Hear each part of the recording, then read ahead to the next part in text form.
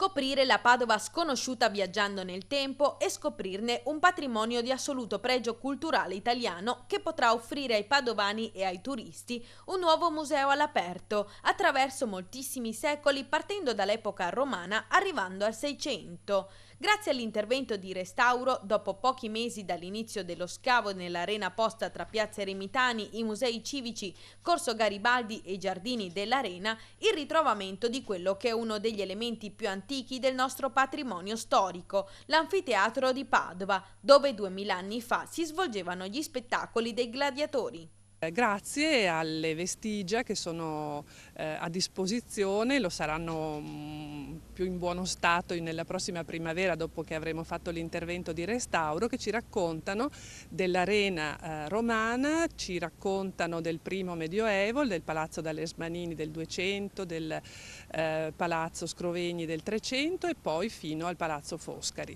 Quindi davvero una lettura complessa ma molto emozionante, che sarà una grande novità anche turistica per la nostra città. E proprio i nuovi scavi archeologici dell'arena, prima dell'arrivo dell'inverno che impone copertura e protezione delle strutture, per 2 giorni diventeranno un cantiere aperto alla cittadinanza. Da sabato 30 novembre nel pomeriggio e domenica 1 dicembre tutto il giorno, Comune di Padova e Soprintendenza organizzano infatti 2 cicli di visite guidate gratuite. È una recinzione che corre in questa direzione, alle spalle quindi della cappella e del sito, e che si aggancia alla recinzione davanti al museo.